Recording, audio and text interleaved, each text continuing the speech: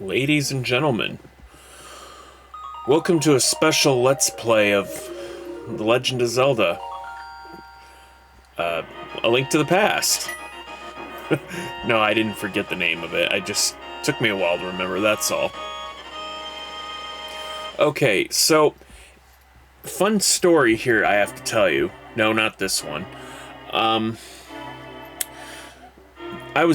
Just as I was thinking about making a Let's Play of this in tandem with the Tears of the Kingdom playthrough that at the time of this recording is already finished recording, they actually released the GBA version of this game for the Switch Online service.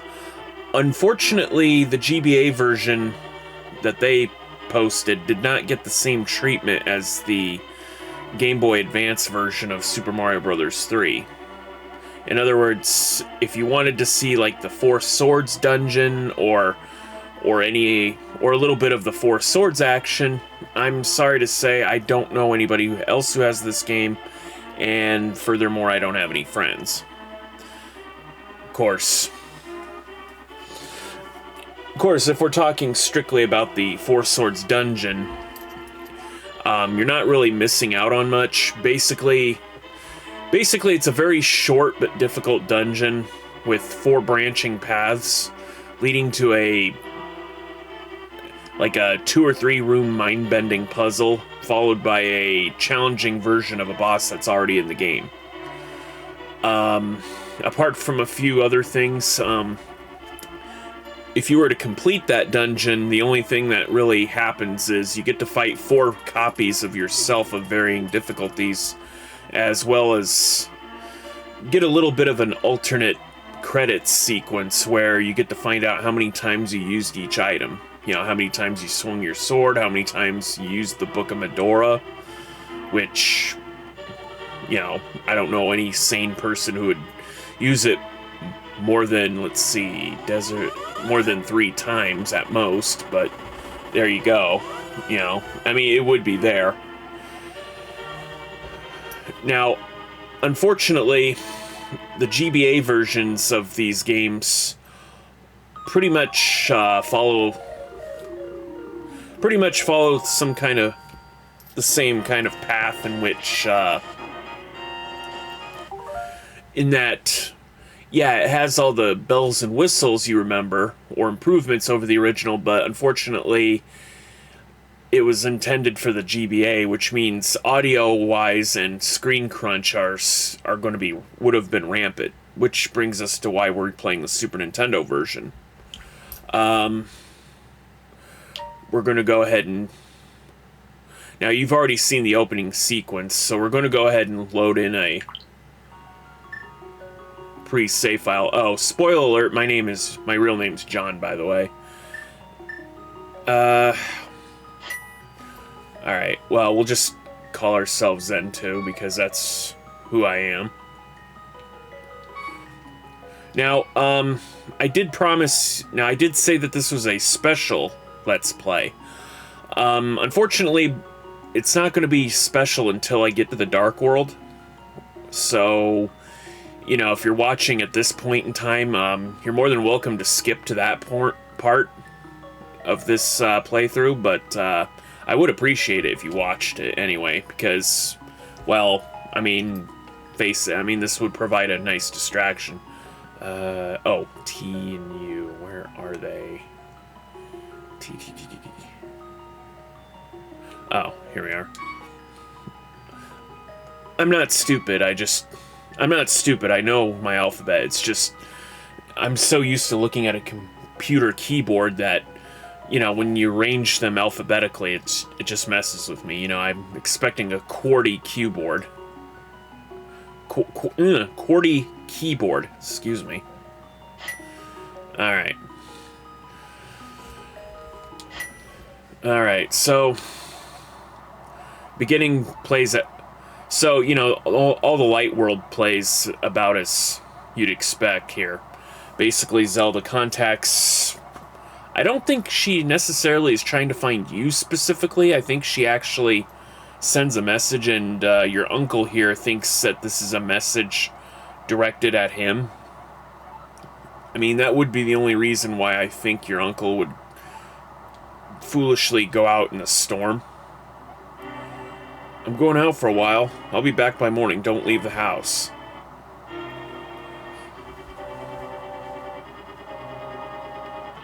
Okay, so another reason I'm playing the Super Nintendo version is because I have access to all the buttons. And, you know, things make sense. Because I tried the GBA version on the Switch, and oh boy, you have to really train your brain. You know, you have to really think in like two face buttons and shoulder buttons, you know? So there's also button limitations, too, that you have to consider. But yeah, X button pulls up the map. The L and R buttons on top of the controller, they can swap. Y button uses your item. A button, lift, read, talk, pull. Run when we get that ability. B is to swing your sword when we get it, so. Another difference between this version and the GBA version is that you see these 8 rocks, you know, the rocks with the number 8 on it. Yeah, we're not going to find any sparkling rocks that we can hit with our sword multiple times to get rupees.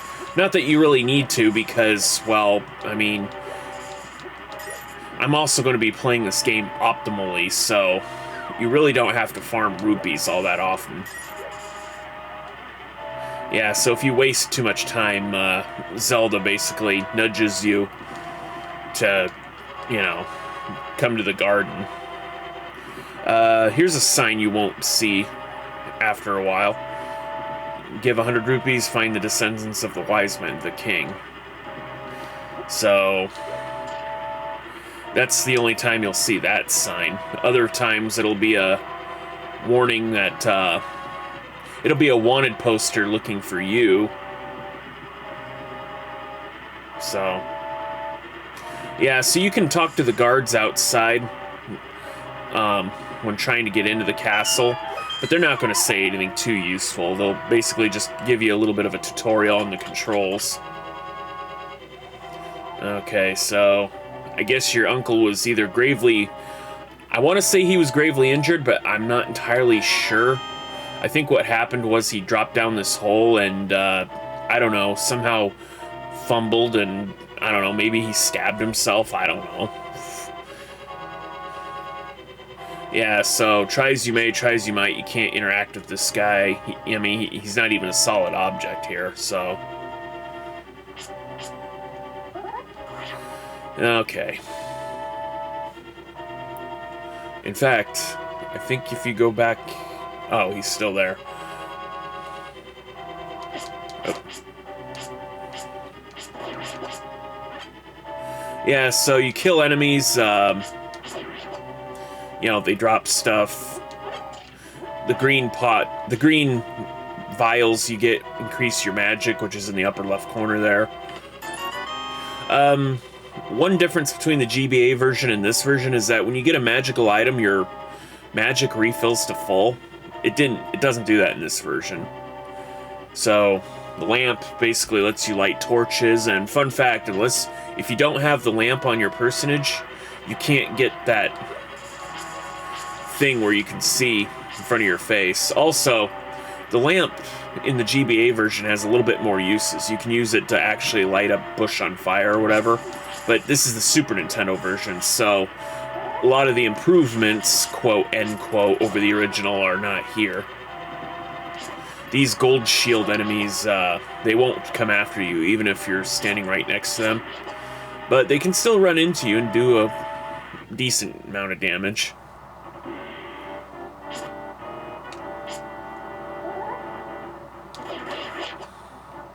Okay, so a circular swing like this, when you press and hold the B button, will actually do, like, the next tier level of sword damage.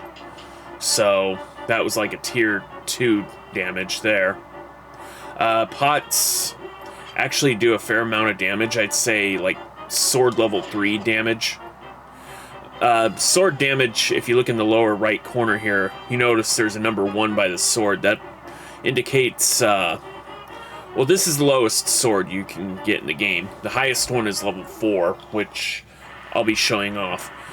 Another thing I'm going to show off, and I'm only showing this off because you won't be able to talk to this guy otherwise, but there is a tutorial enemy up here too. He basically explains that after Aghanim took over, everyone began to act strangely. I suppose it's only a matter of time before I'm affected too.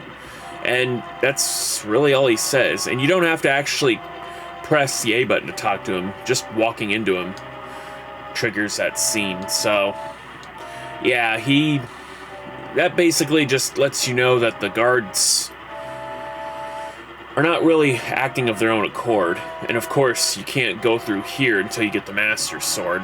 If you try to go through it now, yeah, you just get zapped. So we'll just go back inside and be on our adventure. So there's really not much to this first part. In fact, if you think about it, this castle's not really all that big, really.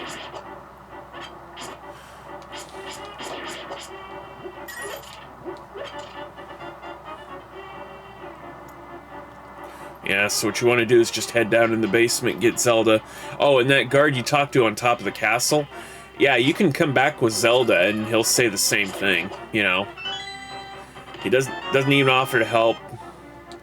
You know, you can get a map here. Explains what maps are. Of course, we won't be needing this map. We won't be needing to use the map anyway, because, you know, I'm going to try to play as optimally as I can here.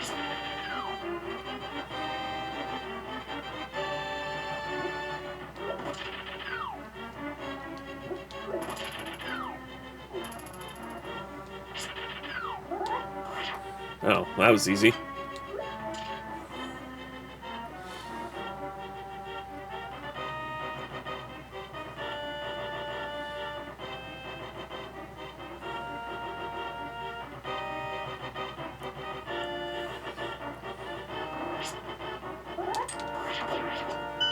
Okay.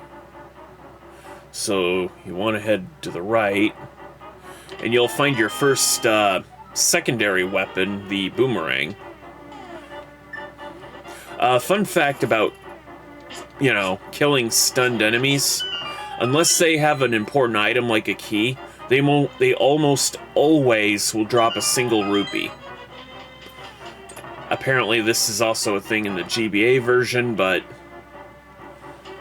just thought I'd point that out, so... But like I said, we won't have to farm for rupees, you know, if we play optimally here.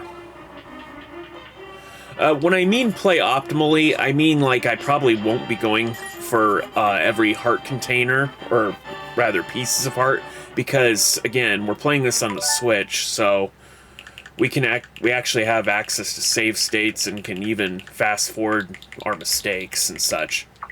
So really no need to actually, I mean, heck, we probably don't even need to buy potions, really. But I might, just for the sake of doing so.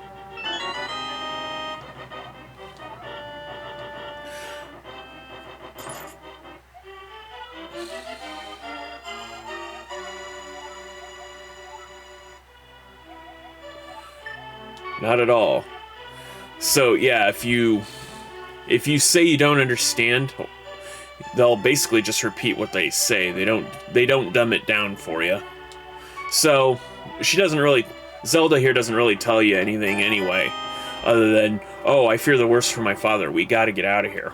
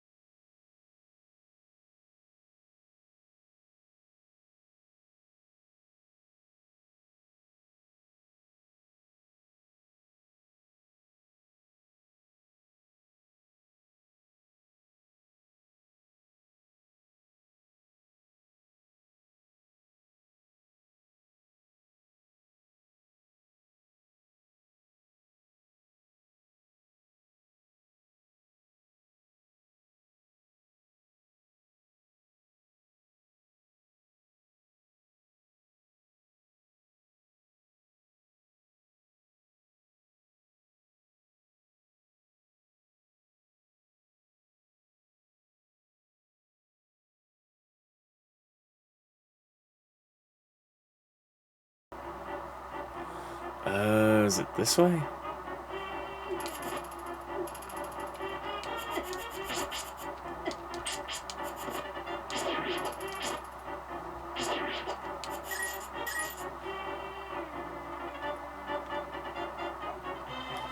Okay, secret passage in the throne room.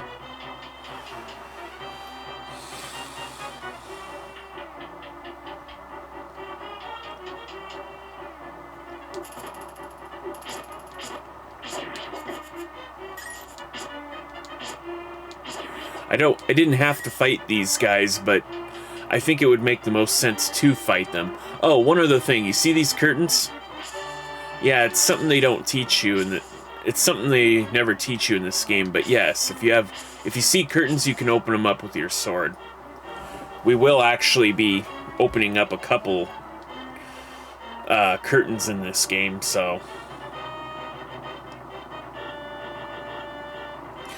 She says to push the ornament shelf from the left, but that would probably... I mean, it's their left and... No, that's accurate. On the left would be its left and our... Oh, forget it. You know what I mean. Now, you don't have to, but you can actually light the lamps here and get a better idea of what you're looking at here.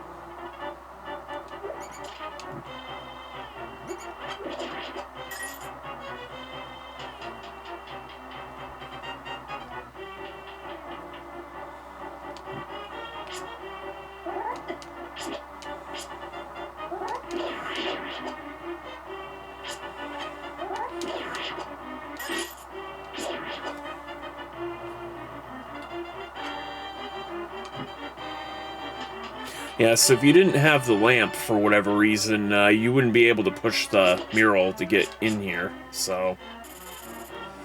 Now, there are speedrunner... Now, since this game came out, and I think as early as... Oh, gosh. I want to say 2010 or 2015, there have been ROM versions of this game where... you know, you can effectively speedrun and even randomize the items. So, like, this chest here, instead of, you know, what it's supposed to contain, you could find, you know, like the Book of Medora in there or some such, you know?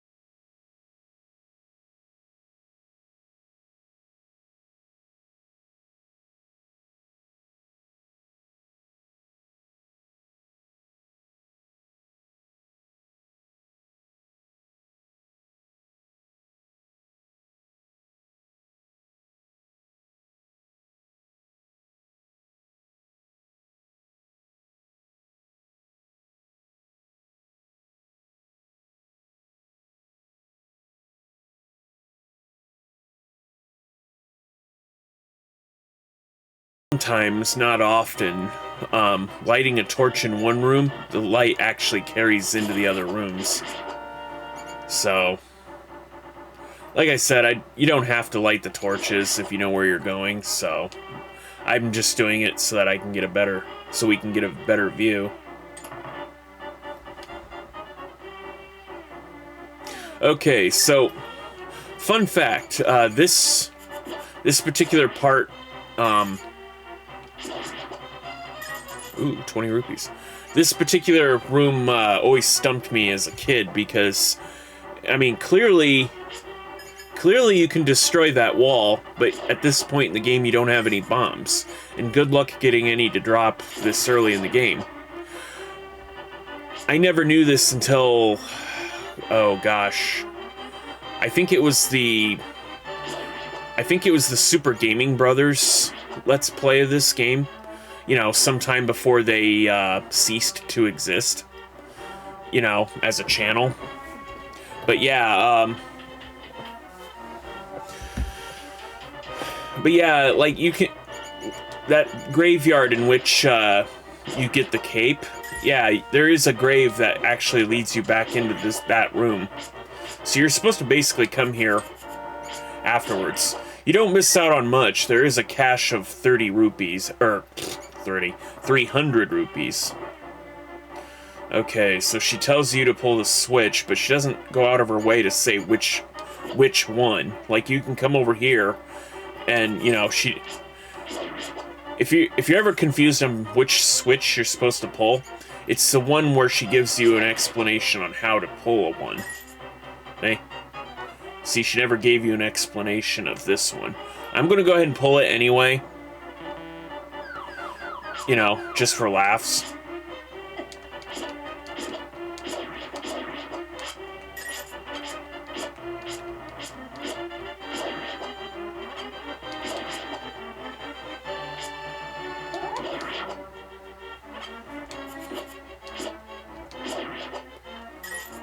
Alright.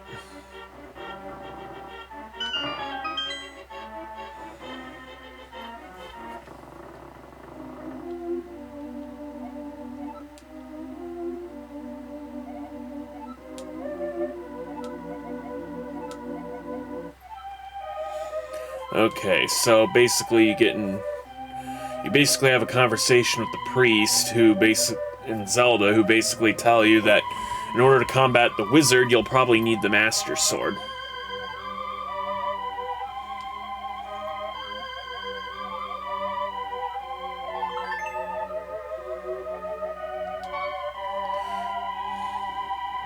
So, fun fact, in the credits, where he looks like he's half red and half blue, that's not a glitch. Apparently he's reading this game's version of the Bible.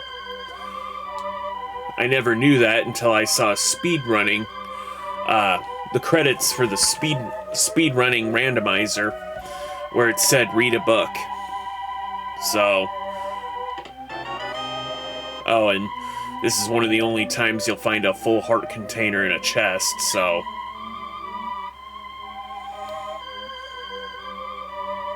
Okay, and so the game begins proper. Alright. Now, like the priest said, I mean, the village elder's house is right here. That's where that's where the game expects you to go. However, he's not going to be there. Now, there's a kid in that village who will basically tell you to go all the way back over here into that small building in the center of the screen there. I'd point at it, but I'm using a Super Nintendo controller, so I can't really zoom in on it to show you, but you know, we'll get there when we get there. Okay. Now, I did say I was going to play optimally here, so you don't absolutely have to, but you can go this way to basically get yourself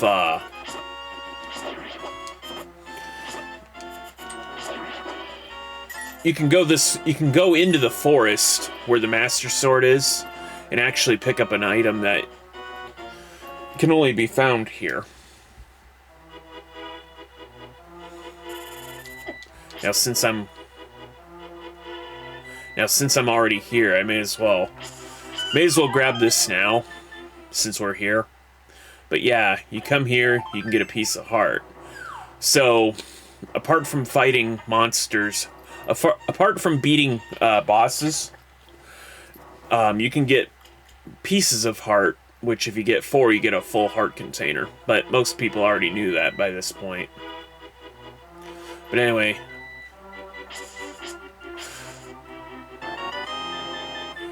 So yes, you can get a mushroom. Now, nebulously, I think this mushroom will continue to respawn over and over again. Even if you already have one in your inventory. But you only really need the one. There is another thing we can do in these.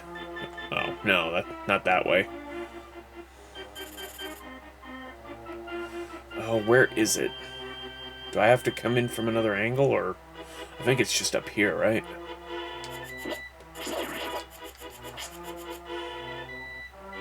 Okay, so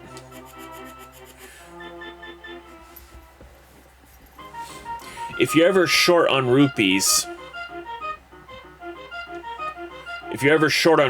and the overworld rupee stores are depleted, you can actually come here to actually get the most rupees. This is the quickest way to get rupees, but as you can see, it's a game of chance. The best place is actually near the desert, where you can get 50 rupees a pop per visit. So, much like any other, basically, if you can pay 100 rupees here, and this has the highest payout. So the jackpot is 300 rupees. But let me show you something. Okay, you see how that's 20 rupees? See, it actually continues randomizing, so you only really have an illusion of choice. See, now it's 300.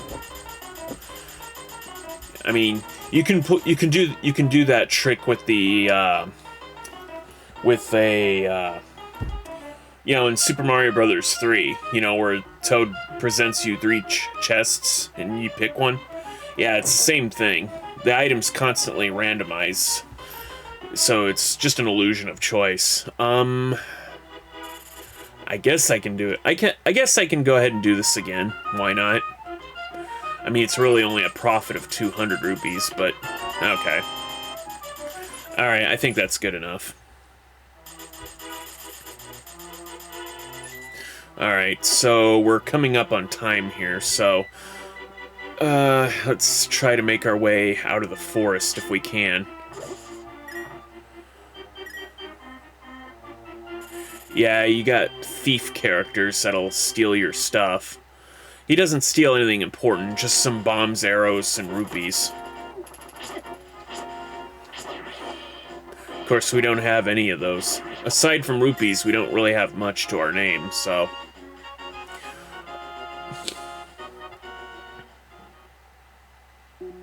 Oh, by the way, anybody you have to pay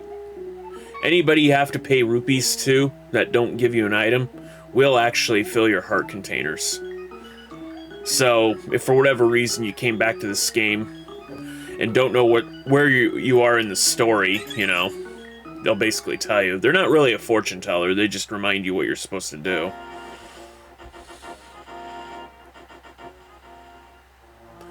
Okay, so... like I said, we're not going to really be doing much. Talk to this guy, give him 100 of our rupees for a bottle.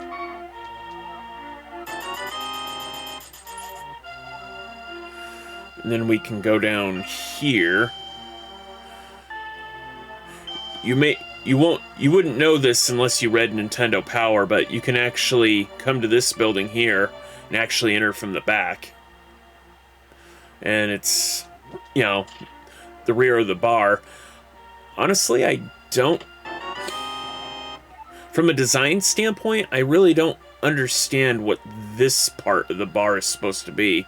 Unless it's supposed to be something akin to a private room, but if this is a counter, I mean, you can see over the counter, so... honestly, if it is a private room, it's not much of a private room. Just saying. Okay, so you can come to this kid's house. If you don't have a bottle, he won't give you a net, so... So, yeah, there's the bug catching net for you. Okay, so that's 2 bottles and a bug catching net.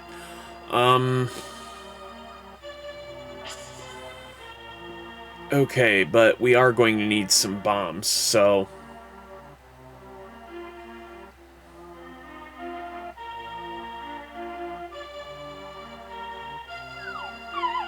jump down the well.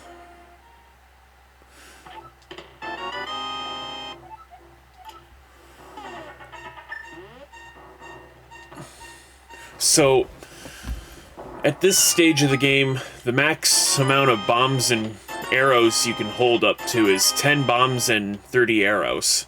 You can actually increase these maximums to a maximum of 50 and 70 respectively. But you really probably don't really need that many arrows, honestly. Or bombs, for that matter. You'd be surprised how few opportunities you actually have to use bombs, really. Supposedly, you can use bombs to fight the Helmasaur King in the first dungeon in the Dark World, but I've never really used it myself. And this guy doesn't really tell you much. Says that this house used to be a place for a gang of thieves. His name was Blind, hated bright light a lot.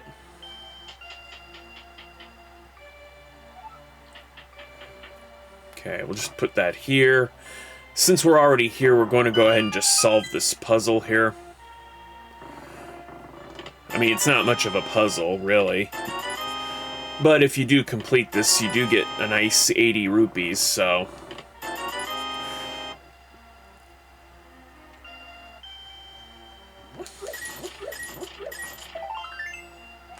Okay.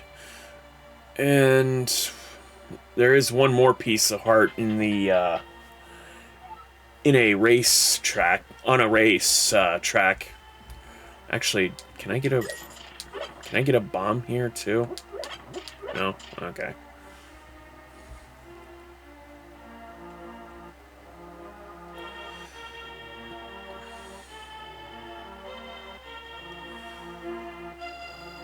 Alright.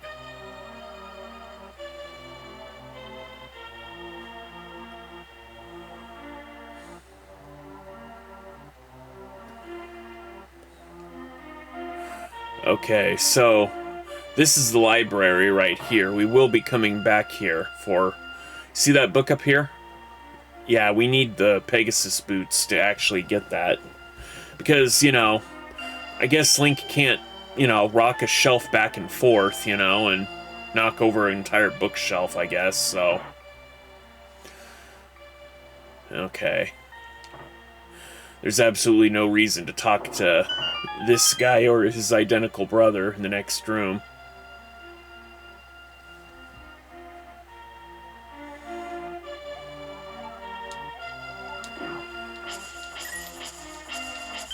Okay, just come over here. This sign is a trap. You have enough time to read the sign, you should go to the goal immediately. Yeah, I mean, you get plenty of time. And there we go. By performing those mundane tasks, we got ourselves another heart.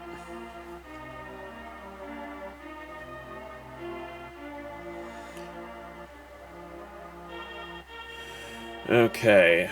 This guy right here is just another chess game. 20 rupees. With a max payout of 50. Oh, got it in one. Alright. So that's really a profit of only 30 rupees, so... let's switch back to the boomerang here. Okay, so what the game doesn't really do a good job of telling you is that people are actually disappearing in this game. Basically the wizard is breaking the seal between this world and that of what used to be called the Golden Land, or the Dark World. Nebulously, I mean, this area here is called the Haunted Grove. You can come here, you know, you see this kid playing his flute, whatever.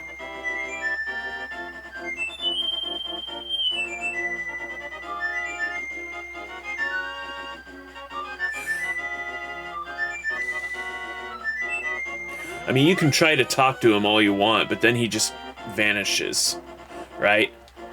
But here's the kicker, though. No matter how many times, until you actually play the flute for him in the Dark World, which is where he's supposed to be right now, by the way, you can come back here, and he's just back playing the flute. I don't know if that was... Apparently that also happens in the GBA version, so... A cutscene that's only supposed to play once doesn't play just once.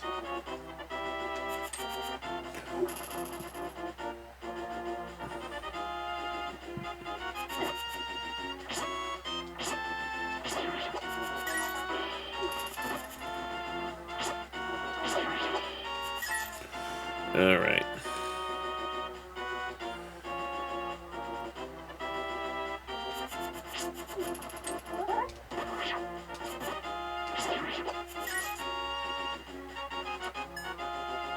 Yeah, fun fact, your shields almost completely... Shields are almost completely worthless in this game. I mean, as you probably have witnessed yourself here, the only good your shield really does is help block against a direct attack, but you have to be, like, facing it directly, right? And even then, you know, all an enemy has to do is walk into you and, you know, they deal damage, so...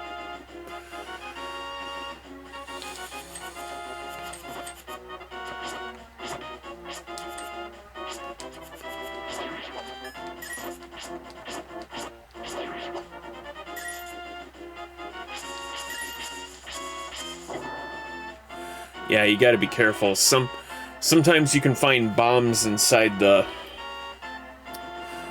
underneath the bushes. Okay, so this is the lady that wants the mushroom. We'll just go ahead and give it to her now. He says to come back later, but all we have to do is just leave the screen.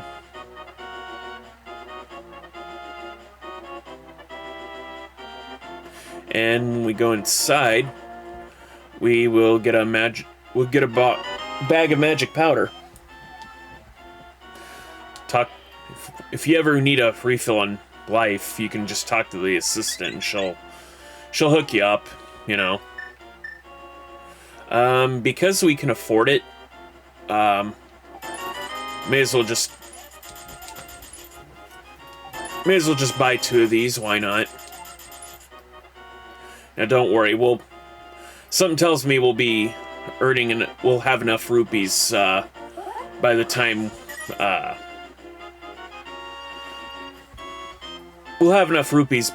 we get to the desert dungeon or finish it up.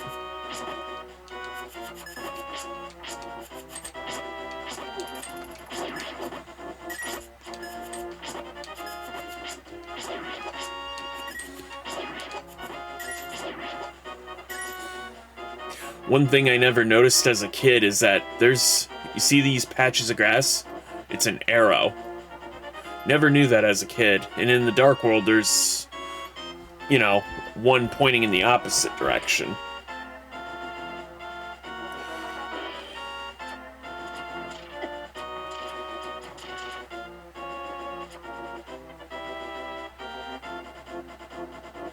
Okay, so we just go to the Eastern Palace.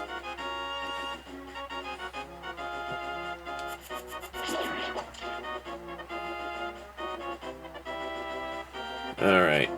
Okay, so the time ran a little bit longer, but we'll just make our way to the palace and stop the episode.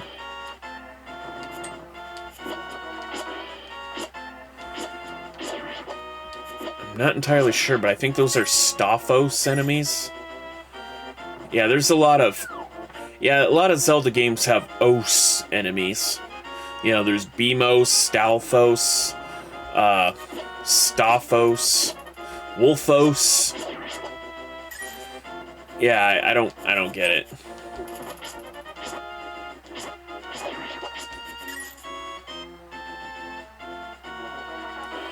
Okay. Alright, so I think that'll end today's episode. Thank you so much for watching. Please remember to like, comment, subscribe, and I'll see you in the next one. Later.